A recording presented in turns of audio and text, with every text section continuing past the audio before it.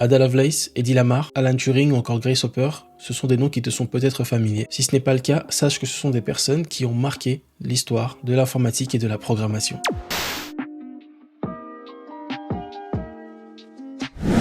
Bonjour, buenos dias, good morning, sabah al khair, je viens de te saluer dans 4 langues différentes. Il faut savoir que pour la programmation, c'est pareil. La seule différence, c'est que lorsque l'on va communiquer dans un langage de programmation, ce sera avec une machine et non avec un être humain. C'est un réel avantage car la machine n'a pas besoin de connaître ton accent, de le comprendre pour pouvoir réaliser les instructions que tu lui donnes.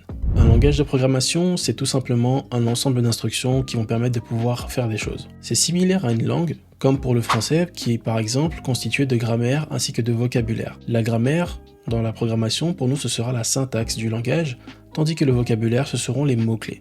Il y a les langages de programmation de haut niveau et de bas niveau. Les langages de programmation de haut niveau sont plus simples et plus faciles à utiliser, car ils sont proches dans un langage naturel. Tandis que les langages de bas niveau seront un peu plus complexes à apprendre, car ils sont plus proches du langage machine. Parmi tous ces langages, il y en a plusieurs qui sont adaptés pour faire du web, tels que Python, PHP, Ruby ou encore JavaScript. Voyons en détail le fameux côté serveur et à quoi nous servira d'apprendre un langage de programmation. On a vu que le web, c'est un ensemble de technologies qui permettent de communiquer sur Internet. Cet échange de données se fait entre un client et un serveur. Le serveur est celui qui traite les requêtes HTTP qui proviennent du client. Et pour que ce traitement soit fait, le serveur utilise des langages de programmation. Ces langages de programmation permettent de faire des choses comme afficher une page, récupérer des données, les stocker, envoyer des emails et bien d'autres encore. Choisir un langage de programmation pour faire du web, c'est un peu comme choisir un outil pour du bricolage. Si tu choisis le bon outil pour la bonne tâche, tout se passe bien. Donc pour le langage de programmation, ça dépendra des besoins de l'application. Pour te faciliter dans ce choix, il est possible d'ajouter dans la balance le budget et le délai de ton projet. But I saw PHP as a very thin templating system on top of business logic written in C. And I provided a very nice API, or so I thought, for writing all your business logic in C and then just doing the front-end stuff, just doing the actual display logic in the templating language. Créé en 1994 par Rasmus Lerdorf, PHP est un langage de programmation de haut niveau. Il est très utilisé car il est simple à apprendre, à mettre en place et il a été conçu spécifiquement pour le web. L'acronyme PHP signifie PHP Hypertext Preprocessor. Au début, c'était Personal Homepage. C'est donc un langage de programmation qui s'exécute côté serveur, et si on l'aborde, c'est parce qu'il représente environ 70% du côté serveur des sites web aujourd'hui. JavaScript est actuellement le plus populaire, mais une fois de plus, le choix du langage de programmation dépend du besoin de l'application. Pour ton apprentissage, choisis un langage demandé par le marché et accroche-toi aux fondamentaux de la programmation. Une fois que tu maîtrises les fondamentaux, tu pourras plus facilement apprendre d'autres langages.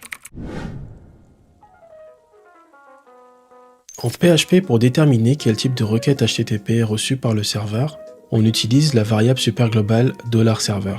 Une variable, tu sais ce que c'est. Le mot superglobal signifie que cette variable est disponible partout dans le code. En PHP, on dispose aussi de la fonction vardump. Si on l'utilise, c'est pour pouvoir donc récupérer le détail de l'information qui est passée en paramètres.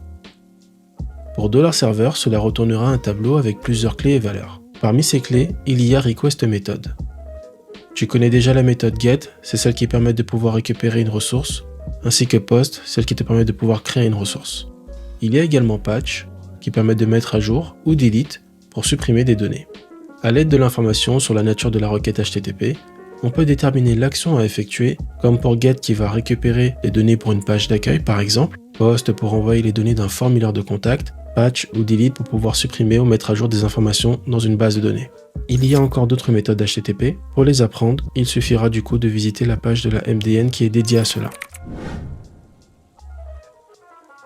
Sur le web, tu n'as pas que des sites.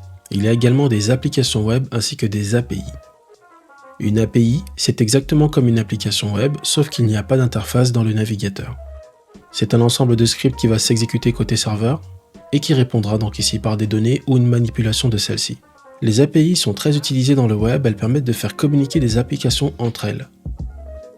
Lorsque tu procèdes à un paiement en ligne par exemple, il y a une communication entre le serveur de l'application que tu utilises, celui de l'API de la passerelle de paiement, ainsi que de l'API de la banque qui va pouvoir vérifier si tu as bien les fonds nécessaires. On se retrouve donc dans une architecture qui peut ressembler un peu à une situation comme dans un restaurant. Lorsqu'un client passe une commande, il fait appel au serveur ou à la serveuse qui lui dit ce qu'il veut. Suite à ça, le serveur va aller en cuisine pour pouvoir communiquer la commande au chef. Une fois que le chef va préparer le plat avec les ingrédients qui sont disponibles, donc le serveur va récupérer ce plat-là pour pouvoir donc le ramener au client. Il y a de nombreuses API qui existent pour de nombreux usages. Tu peux visiter le site rapidapi.com pour pouvoir en découvrir dans de nombreux domaines. Maintenant, voyons comment faire pour pouvoir donc déployer son application sur le web. Pour le faire, on va utiliser ce qu'on appelle un hébergement web. C'est un service qui va être fourni par des entreprises privées afin de dédier un espace que l'on va pouvoir louer chaque mois ou chaque année afin d'héberger nos applications. En fonction des besoins de l'application et de notre usage, on a la possibilité de pouvoir choisir une offre en particulier. Il en existe 4 principales. La première est celle qu'on appelle l'hébergement mutualisé. On pourrait faire le parallèle avec la colocation dans un hébergement locatif. Ensuite, on dispose de l'hébergement de type VPS, qui veut dire Virtual Private Server, un serveur privé virtuel donc. Pour celui-ci, c'est équivalent à un appartement. Et en fonction de nos besoins, on peut disposer de plus ou moins d'espace. Cela dépend bien sûr des applications que l'on a besoin d'héberger. Pour des besoins assez poussés et très gourmands, on pourra faire appel à l'offre de serveur dédié. Le serveur dédié, c'est comme un immeuble. On peut y mettre en place des colocations, mais également des appartements, ou l'utiliser que pour soi. La dernière catégorie est celle qu'on appelle l'hébergement cloud. C'est un type d'hébergement qui est un peu différent et qui ne fonctionne pas du tout comme les 3 précédents. Avant de terminer avec cette deuxième partie, déterminons un peu les métiers qu'il y a dans le développement d'applications. On retrouve principalement 2 métiers qui sont développeur front-end et développeur back-end. Un développeur front-end est une personne qui travaillera davantage sur le côté client. Les technologies que nous avons vues lors du premier épisode étaient concentrées sur ce métier.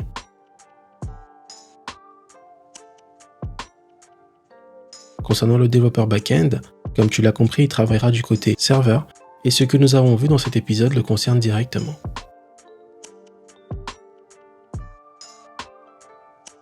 On retrouve également le poste de développeur full stack. Full stack n'est que la fusion de front-end et de back-end.